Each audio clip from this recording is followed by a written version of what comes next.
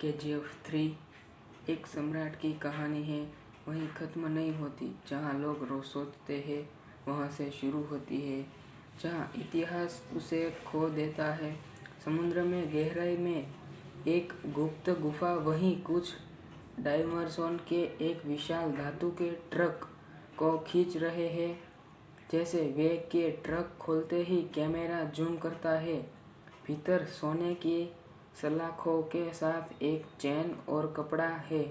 वहीं जो रॉकी बनता है, वहीं रॉकी को समुद्र में डूबते हुए दिखाया जाता है, लेकिन वह मरता नहीं। उसे एक गुप्त संगठन बचा लेता है, ब्लैक कोबरा सिंडिकेट। यह एक अंतर्राष्ट्रीय अपराध संघ है जो सोने और हथियारों की तस्करी करता है।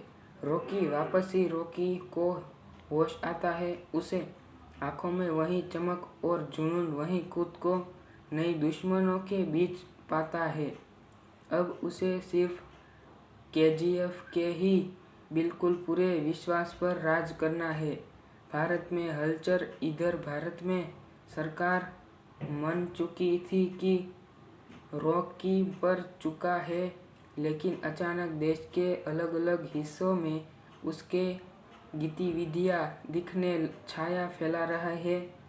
नई दुश्मन, अधिकतर सिंह। भारतीय सेना का एक ईमानदार अधिकार जैसा सरकार है ने रॉकी को खत्म करने की जिम्मेदारी दी है।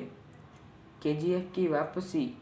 रॉकी फिर से केजीएफ लौटता है, लेकिन वहाँ अब उसके पुराने लोग भी बढ़ चुके हैं। कोई उसे दोबारा राजा बनाना नहीं चाहता, तो कोई उसे ईदार, क्लाइमैक्स और भव्य युद्ध और होता है समुद्र किनारों में, जहाँ रॉकी बनना अधिकतर सिंह, ब्रह्मांड और रेड ड्रैगन के बीच भविष्य टकराता है।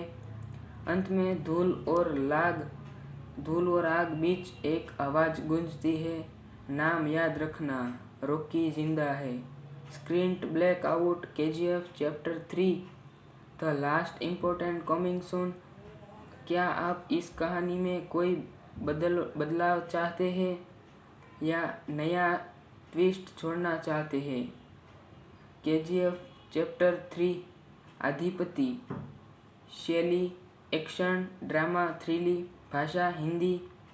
लेखक प्रशांत नील। कल्पना आधारित प्रस्तावना। शेर जब मरता है तो जंगल कांपता नहीं, लेकिन जब वह लौटता है तो पूरा साम्राज्य झुक जाता है। सम्राट की लहरें तेजी से उठ रही है। एक विशाल समुद्र जहाज में सोने की ईंटों से भरे कंटेनर रखे जा रहे हैं। तभी एक बुजुर्ग नाविक झुकी हुई आंखों से देखता है। दूर काले बादलों के बीच एक छाया खड़ी है। यह छाया कोई और नहीं बल्कि रॉकी भाई छे। पिछले कहानी का संक्षिप्त विवरण। केजीएफ 2 के अंत में प्रधानमंत्री रोमाका सिंह ने रॉकी को भारत का सबसे बड़ा अपराधी घोषित कर दिया था। भारतीय सेना ने उसे मारने के लिए समुद्र में हमला किया और रॉकी के जहाज को डुबा दिया। लेकिन क्या रॉकी सच में मर गया? नहीं। स्थान अरब सागर के गहरे पानी के नीचे रॉकी का शरीर समुद्र में तैरता है। लेकिन तभी एक रहस्यमयी पनडुब्बी उसे पकड़ लेती है। उसे बचाने वाली कोई और नहीं बल्कि ब्लैक कोबरा सिंडिकेट का मुख्य इब्राहिम खलील है, जो दुबई और अफ्रीका में सोने के और हथियार की तस्करी करता है। रॉकी को होश आता है। उसकी आंखों में वही जल्दी हुई चमक। खलील उसे प्रस्ताव देती है, दुनिया पर राज करने के लिए मेरा हाथ थाम लो। लेकिन रॉकी मुस्कुराकर कहता है रॉकी किसी की नीचे नहीं रहता, बिल्कुल लोग उसके पैरों में गिरते हैं। रॉकी वापसी। रॉकी अब पहले से भी ज़्यादा ताकतवर हो चुका है। उसने दुबई, अफ्रीका और यूरोप में अपने संपर्क बना लिए हैं।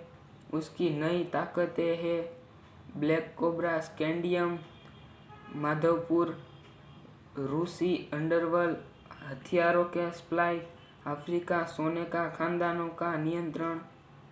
अब उसका सिर्फ एक ही लक्ष्य है कि जिए के पर फिर से राज करना और पूरी दुनिया को झुका देना।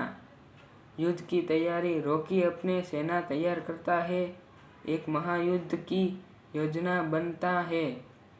वह अपनी गुप्त सेना को भारत भेजता है और धीरे धीरे केजीएफ का एक कब्जा जमाने लगता है।